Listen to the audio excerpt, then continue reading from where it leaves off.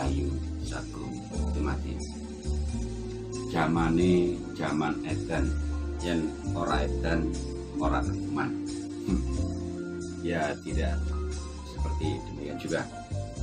Jamane edan, zamannya sudah begini-begini aja. Begini-begini aja. Yang edan itu pribadi orangnya atau manusianya. Kembali kepada katakanlah pola pikir dari hawa dan nafsu. Baik, hari ini saya akan membahas perihal perselingkuhan.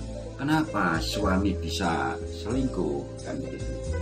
Baik, mungkin dari faktor seksual tentunya ya, juga faktor ketidakpuasan dalam arti istri melayani gitu. Faktor-faktor lain penyebab daripada suami selingkuh mungkin dari bau badan. Dari bau badan ini mungkin dari bau ketiak ya, atau bau keringat itu, atau bau mulut, atau sampai ke bau yang sifatnya sensitif begitu. Nah, mungkin terjadinya perselingkuhan dalam rumah tangga, suami selingkuh, mungkin istri saat bermantap-mantap ya, kurang full, atau mungkin istri terlalu capek mengurusi rumah tangga, mungkin mana masak, mana cuci, mana ngurusin anak ya demikian. Tapi itu bukan jadi satu faktor alasan untuk seorang istri melayani suami, apalagi urusan mantap-mantap demikian. Nah, ada beberapa penyebab suami atau katakanlah lelaki selingkuh meski sudah memiliki pasangan yang sah, tidak puas dengan pasangan, hingga faktor ekonomi tentunya bisa menjadi pendorong seseorang memilih mencari affair di luar resminya. Nah, menurut para ahli atau para pakarnya ya, yang diadakan oleh para narasumber ya, tentunya menyebutkan faktor utama seseorang berselingkuh adalah hubungan seksual. Baik, faktor ini kemudian menyebabkan salah satu pasangan merasa tidak dicintai atau hingga merasa diabaikan. Selain hubungan seksual, beberapa alasan penyebab suami selingkuh yaitu dari banyak hal ya, itu di antaranya tidak bahagia atau tidak puas. Kesempatan ada untuk berselingkuh, mungkin di luaran atau mungkin di saat kerja atau cangkruk atau kongko-kongko kan begitu ya. Baik, hal-hal demikian menjadi salah satu penyebab terjadinya perselingkuhan, terutama kadang-kadang di luar melihat atau membandingkan yang ada di rumah, sehingga timbul suatu mungkin yang laki-laki atau suami berfantasi. Oke. Nah, kesempatan untuk selingkuh sebenarnya itu sangat-sangat banyak sekali, terutama apabila laki-laki punya sedikit jabatan, sedikit rezeki, dan atau mungkin sedikit waktu.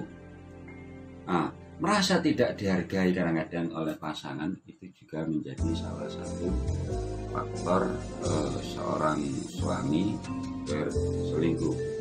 Dari sikap pasangan, mungkin laki-laki bosan atau menjadi katakanlah monoton begitu aja, mungkin di luaran mencari sesuatu untuk yang berbeda, atau mungkin dari faktor mungkin dari balas dendam. Ada hal-hal yang lain tidak diketahui kadang-kadang. Yang sering konsultasi ke saya itu banyak hal ya, terutama dari faktor balas dendam. Balas dendam menjadi salah satu penyebab suami selingkuh? Salah satunya pasangan sudah menyeleweng terlebih dahulu, mungkin dari pihak istri, sehingga menimbulkan suatu balas dendam ya. Tapi ada kalanya yang dengan diam-diam itu. Kemudian yang dia harapkan dengan adanya selingkuh mungkin sedikit mengobati rasa sakit hati. Perubahan fisik juga menjadi alasan seseorang untuk selingkuh selain balas dendam dari hal seperti demikian. Wanita yang atau seorang istri yang mengalami perubahan fisik setelah melahirkan terkadang membuat suami selingkuh. Ya, yang dulunya kenceng sekarang mungkin kendor, atau mungkin karena faktor-faktor lain ya, karena kehamilan terus menyusui kan gitu. Kadang-kadang mereka menganggap istri sudah tidak semenarik sebelum melahirkan, kemudian berselingkuh. Atau istri yang mencari affair karena merasa suami mulai berumur dan tidak menarik lagi. Ini faktor sebaliknya. Atau mungkin istri selingkuh juga bisa terjadi mungkin karena pihak suami ya selingkuh. Tapi kadang-kadang gini, perempuan itu lebih rapi, lebih cerdik menyimpan selingkuhannya daripada seorang laki-laki. Baik, hal-hal semacam demikian kadang-kadang kita mencari solusi bagaimana cara mengatasi katakanlah krisis dalam rumah tangga. Nah, ada ilmu yang katakanlah untuk melumpuhkan burung suami agar tidak selingkuh. Mungkin dengan harapan demikian hanya bisa dilakukan oleh kepada istri sendiri yang sah-sah saja, nggak masalah ya. Yang terpenting untuk kebaikan dan sesuai dengan aturan. Ada kalanya katakanlah seorang istri melakukan suatu tindakan yang ya di luar nalar tentunya, sampai katakanlah mengunci atau melumpuhkan burung suami apabila ya nuwun sewu kerja atau keluar kota atau dinas keluar daerah, luar pulau ya, dengan cara memaku, katakanlah paku ya, ini benar-benar paku, dipakukan ke celana dalam suami di tembok atau di katakanlah tonggak atau cagak rumah yang dari kayu. Itu salah satunya. Dan ada lagi ilmu pamepes pelanangan. Kalau orang Jawa ngomong itu gitu tadi, pamepes pelanangan. Pamepes itu begini, melumpuhkan. Pelanangan itu artinya kejantanan. Nah, dengan demikian para istri itu dengan tenang, silakan Pak, kamu pergi. Yang penting barangmu sudah saya kunci.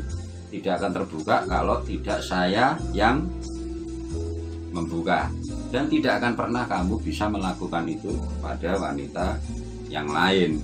Nah, ada lagi ilmu yang katakanlah begini, suami bisa melakukan hubungan itu ya kepada wanita lain, tapi begitu nyampe di rumah ketahuan. Dalam arti setelah melakukan demikian, di saat tidur ya, di saat tidur ketahuannya dari dia mengigau atau katakanlah melindur kalau orang Jawa ngomong. Tapi ilmu ini sudah langka ya, sudah jarang ditemui. Tapi kebanyakan umumnya mengunci pelanangan atau pamepes pelanangan atau mengunci katakanlah langkah gerak burung sang suami begitu. Nah, terus ada lagi yang katakanlah ilmu untuk begini, apabila suami melakukan perselingkuhan dengan willnya, maaf, burungnya ya setelah itu akan bengkak bengkak atau dia merasa seperti monyet yang menari-nari, menunjukkan bahwasanya dia sedang ya, ini ke yang lain. Dengan ciri-ciri di saat melakukan demikian ya, begitu di rumah, maaf, testisnya, di selangkangannya akan merasakan sesuatu hal yang tidak nyaman. Itu namanya panglebur rasa. Nah, panglebur rasa ini namanya semua dilebur rasanya, dan akan dinampakkan bahwasanya si suami melakukan perselingkuhan. Nah, baik saudara atau ibu-ibu mungkin yang menonton ini, jangan berkecil hati. Kenapa sampai terjadi perselingkuhan? Mungkin itu tadi yang saya sebutkan di depan.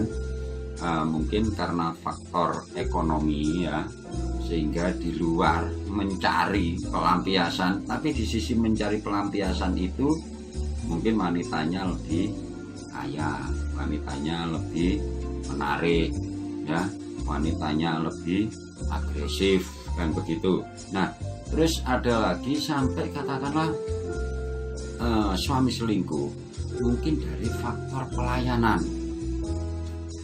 Itu di saat bermantap-mantap pria. Nah, terus ada lagi faktor sampai suami selingkuh tapi dia tidak mengutarakan.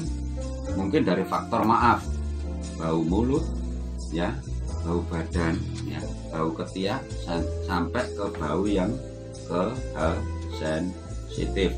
Atau mungkin sampai suami selingkuh faktor balas dendam dari perjalanan-perjalanan, mungkin ya dulu saat mendapatkan itu dihina, dicaci maki, begitu menikah tujuannya balas dendam untuk menyakiti. Allah bisa. Nah, terus bagaimana kita mengatasi hal demikian? Tenang dan cuek. Tenang bukan berarti tidak. Tenang, dalam tenang kita akan melihat jalan yang terang. Dalam tenang kita membidik bagaimana caranya agar suami saya baik kembali dan perhatian lagi.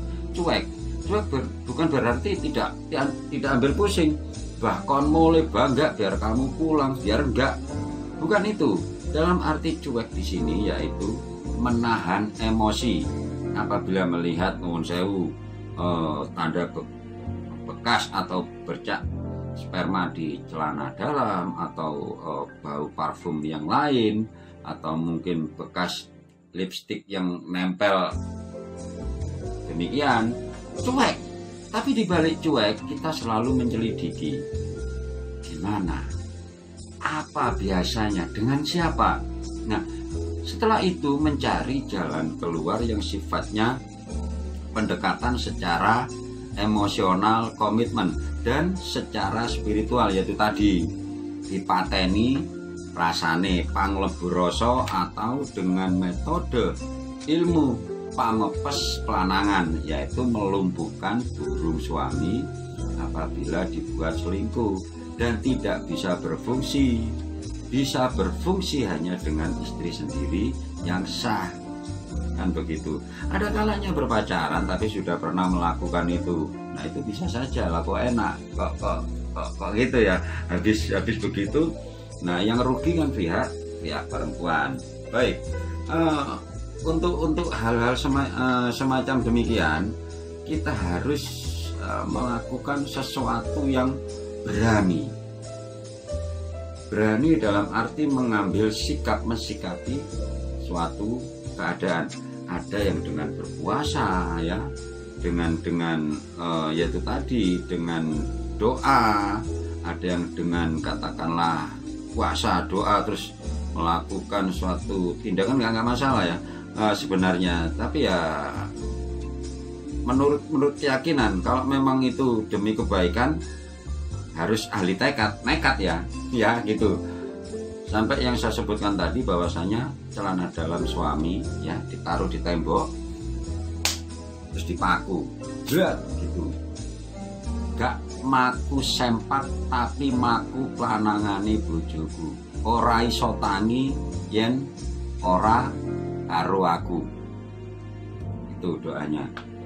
Asale becik dadi becik. Sudah tipaku. Ada lagi yang cara yang lebih ekstrim, yaitu begini. Sama seperti tadi, cuma ini celana dalam ya, celana dalam. Terus ini paku.